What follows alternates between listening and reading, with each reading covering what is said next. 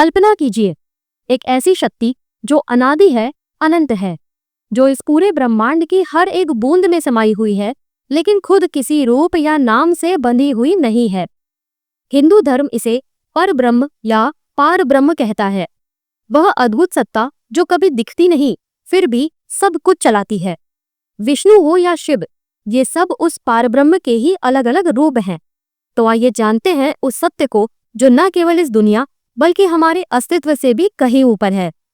आज हम बात करेंगे उस परम सत्ता के बारे में जिसे पार ब्रह्म कहा जाता है। इससे पहले कमेंट में जय श्री राम लिखना ना भूलें। पार ब्रह्म को न तो देखा जा सकता है, न किसी भाषा में समझा जा सकता है, क्योंकि वह कोई व्यक्ति नहीं है, वह एक स्थिति है। वह कुछ न होकर भी सब कुछ है। पर ब्रह्म दो शब्दों से मिलकर बना है। पर यानी सबसे ऊंचा या सर्वोच्च, और ब्रह्म यानी ब्रह्मांड की मूल सत्ता जो हर चीज का आधार है। इसलिए परब्रह्म का मतलब होता है वह सर्वोच्च सत्ता जो सबसे परे है, जो सृष्टि की जड़ है और जो निर्गुण होते हुए भी सभी में व्याप्त है। उपनिषदों में परब्रह्म के लिए कहा गया है नेति नेति, यानी यह भी नहीं वह भी नहीं। परब्रह्म को किसी एक चीज में बांधा नहीं जा सकता। उपनिषदों ने यह भी कहा है कि समस्त जगत ब्रह्म पर टिका है और ब्रह्म पर ब्रह्म पर टिका है। एक सवाल जो इस विषय से निकलता है वह यह है कि आखिर परब्रह्म और भगवान में क्या अंतर है। भगवान जैसे शिव, विष्णु, दुर्गा इत्यादि यह सभी भगवान की श्रेणी में आते हैं। यह साकार है, यानी इन सभी का एक निश्चित स्वरूप माना गया है। लेकिन इसके विपरीत परब्रह्म हमेशा निराकार है और इसका कोई रूप और आकार नहीं होता। भक्त अपने भगवान के प्रत्यक्ष दर्शन कर सकता है, उनसे बात कर सकता है, लेकिन परब्रह्म को देखा नहीं जा सकता। उसे केवल ध्यान से अनुभव किया जा सकता है। भगवान का एक साकार रूप होने के कारण उनमें भावनाएं जैसे दया, ममता, क्रोध आदि विद्यमान हैं, तो वहीं निराकार होने के कारण परब्रह्म में ऐसा कोई गुण देखने को नहीं मिलता। वह निर्गुण है। क्योंकि भगवान साकार है, इसलिए वह कई रूपों में पृथ्वी पर अवतार ले सकते हैं, लेकिन परब्रह्म कभी जन्म नहीं लेते। वह केवल शाश्वत चेतना है और कुछ नहीं। देखा जाए तो भगवान भी परब्रह्म के ही रूप हैं, जो मनुष्यों को समझाने और सही मार्ग दिखाने के लिए साकार रूप में प्रकट होते हैं। परब्रह्म वह अंतिम, अद्वितीय, असीम सत्ता है जो हर चीज में है, फिर भी हर चीज से परे है। वह न हिंदू है, न मुसलमान, न इंसान, न भगवान। वह बस है। कैसे है, कहाँ है, क्यों है, इस प्रश्न का कोई उत्तर नहीं। लेकिन हम अपनी संतुष्टि के लिए परब्रह्म आखिर किसको माने, यह एक बड़ी बहस का विषय है, क्योंकि हिंदू धर्म के अलग अलग संप्रदायों के अनुसार उनके इष्ट देव ही परब्रह्म हैं। वैष्णव संप्रदाय में विष्णु को परब्रह्म माना जाता है, विशेषकर उनके महाविष्णु रूप में। यजुर्वेद में नारायण सूक्त के अनुसार उन्हें ही परब्रह्म कहा गया है।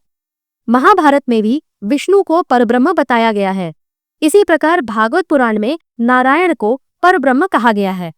शैव संप्रदाय में शिव को परब्रह्म माना जाता है, विशेषकर उनके पराशिव रूप में, जो शिव का सर्वोच्च रूप है। शिव पुराण के अनुसार शिव एकमात्र ऐसे देवता हैं जिनमें निर्गुण और सगुण दोनों गुण विद्यमान हैं, जिसके कारण वे ही परब्रह्म की उपाधि के पात्र हैं और इसी कारण से वह परब्रह्म कहे जाते हैं। शाक्त संप्रदाय यानी शक्तिवाद में देवी आदि पराशक्ति को परब्रह्म माना जाता है। ऋग्वेद में देवी सूक्तम और श्री सूक्तम के अनुसार वह आदि पराशक्ति ही समस्त सृष्टि का गर्भ है। इस प्रकार देवी आदि पराशक्ति ही वह सर्वोच्च रूप है जिसे परब्रह्म कहा जाता है। अद्वैत वेदांत के अनुसार परब्रह्म का यह कॉन्सेप्ट इन सब से अलग है। दरअसल अद्वैत का अर्थ ही है वह जो द्वैत यानी दो नहीं बल्कि एक है। अद्वैत वेदांत को आदि शंकराचार्य जी ने 8वीं शताब्दी में देश भर में प्रचारित किया था।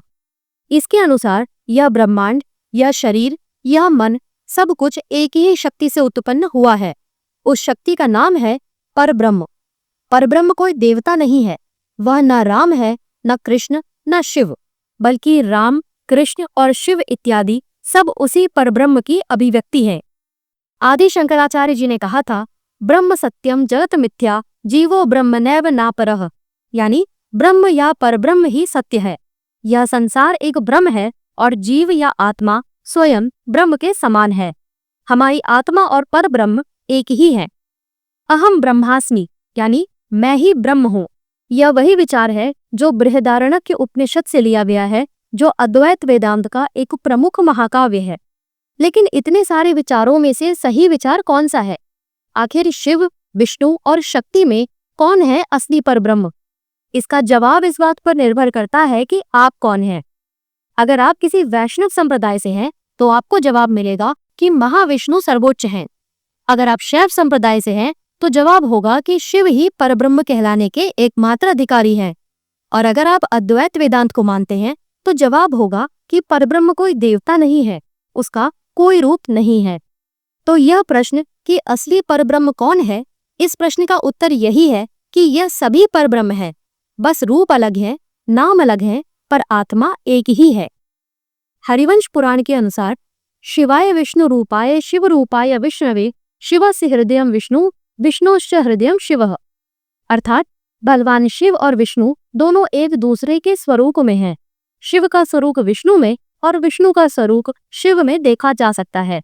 शिव के हृदय में विष्णु निवास करते हैं और विष्णु के हृदय में शिव का निवास है, यानी यह दोनों एक ही परब्रह्म है। माँ काली के उपासक रामकृष्ण परमहंस, जो एक महान संत थे, उन्होंने कहा था, जितने मत उतने पथ। उसी तरह सभी संप्रदाय एक ही परब्रह्म की पूजा करते हैं, बस नाम और स्वरूप अलग है।